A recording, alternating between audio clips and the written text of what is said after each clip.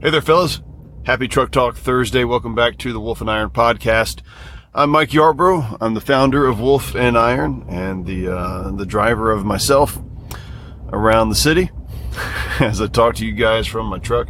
Actually, I'm just headed out. I've got a bit of a morning routine where I go to the coffee shop and they know what I like, or at least a couple of the different things that I like. And then I head into work. And that's what I'm doing right now. So sometimes I'll record a podcast on the way into work or to the coffee shop. And then sometimes I'll record a little bit here going back from the coffee shop back to the office. And just wrapping up the week here. And I wanted to kind of share some thoughts on accountability with you guys. So this may be a little bit of a short episode because I don't think that this is rocket surgery. But I do think it's important. It's a bit of a nuanced thing. And that is some of the challenges and some of the problems and really the shortcomings of accountability for accountability's sake. We've probably all experienced this, or we can imagine the scenario, or we know somebody who's been through this, that while they have some accountability, maybe they're they're trying to lose weight and they're Weight Watchers. I don't really know how Weight Watchers works. But assuming that there's some kind of accountability program in place, everybody's kind of doing their thing to watch what they eat and whatnot, checking in. How did you do your diet this week? Where did you struggle? What are you going to do between now and next week? Whatever, right? The typical kind of accountability stuff. There's some challenges with that because when people leave the accountability group, they fall off the wagon. And they may have been part of this thing for 6 months. They may look fantastic. And the issue here is that when they decide, for whatever reason, life changes, they don't have the money to participate any longer, they don't think they need it anymore. They think they got this thing. And they just fall back in old habits. What's the issue there?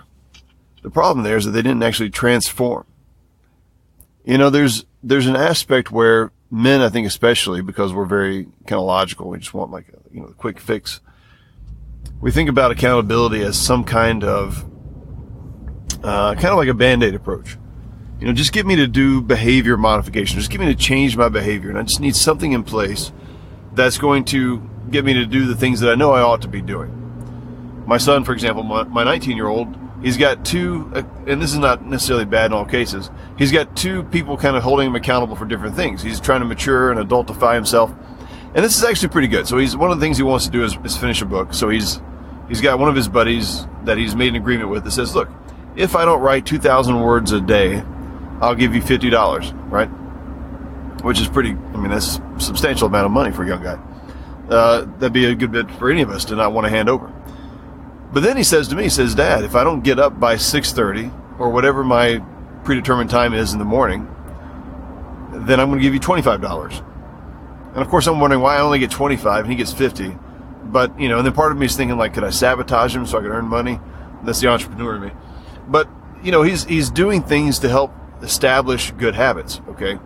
The goal there is transformation so that eventually he can say, Dad, look, I'm getting up at 6:30 in the morning on my own. I'm writing 2,000 words a day without even thinking about it. It's just become so second nature. I don't need any more accountability. Sorry, you're never going to make any money off of me. That's the goal, right? And the challenge there is that when we do things for the sake of accountability itself, we try to satisfy accountability. And the accountability meeting with other guys ends up becoming some kind of like a fear-based sort of motivation. Well, I don't want to let these guys down, so therefore I'm going to do the things that I think I ought to do. Or I don't want to tell these guys that I've, just totally blew it this week with the pornography thing because we've got some kind of anti-porn accountability group, and I don't want to face the music, so I'm just going to not show up. Why? Because we don't want to disappoint the accountability side of things. But accountability is really just the road that gets us there. So how do we make permanent change? How do we actually get transformed? And it's actually a combination of identity plus belonging equals transformation. All right, identity plus belonging equals transformation. I didn't make this up. This is there's a book called Rare Leadership. I'm literally just a couple of maybe 50 or 60 pages into it, and it looked like it was going to be kind of one of those frou-frou books. I just didn't know if I wanted to read it, but it was recommended to me, so I thought I got nothing else to read right now. I'll check it out, and I'm glad I did. It's got some good things in there. But identity plus belonging equals transformation. Now, the identity inside of that, there's accountability, because identity says, this is who we are, this is what we do. All right? And the belonging says, in order to belong with us, you're gonna fit, the identity, right? So it's there's really a transformation there, and it can sound kind of cultish, I get it, but there's really a transformation aspect of it, because what happens is when you get, and James Clear talks about this actually, if you listen to my podcast on Atomic Habits, or if you've read Atomic Habits, he talks about this, about just getting the right identity for yourself, getting the mindset of who you are, who you want to be, begin seeing yourself as that person, and then saying, I want to be around people like that. All right, so this takes the kind of cult side of it off. I want to be around those kind of people. Hey, look, if I'm somebody who wants to lose weight and exercise, I need to stop focusing on losing weight and exercising. I need to start focusing on the kind of person that I want to be. If I can change who I am, everything else will just fall in line.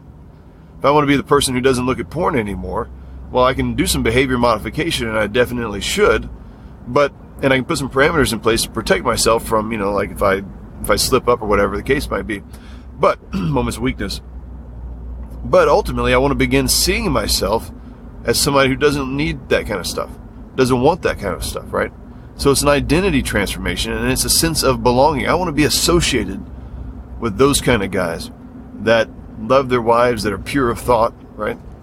And don't have the same struggles that I'm currently having, be it addiction, be it weight loss, be it laziness, be it whatever the case may be.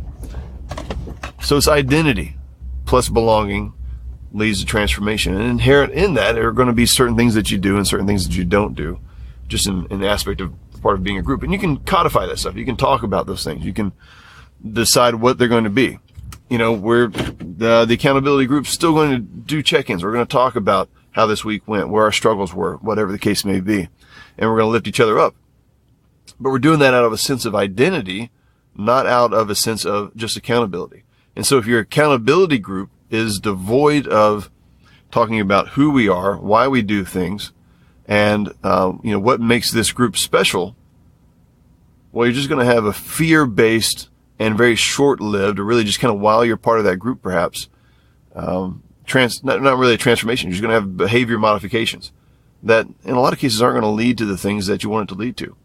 So I say this for anybody out there. If you got a men's group, if you have any kind of accountability group, no matter what it is, might be online. Eventually, Wolf and I will have something, and we're going to start applying these principles as well. But whatever the case is, you find yourself in a group of men, make sure you're talking about your identity. Make sure you're talking about what it takes to belong to the group, and some of the behavior change and stuff like that. It's just going to happen, and it's going to be some real true transformations in people's lives. All right, guys, I'm here at the shop now, so time for me to get to work. Hope you guys have a fantastic rest of the week. Talk to you later.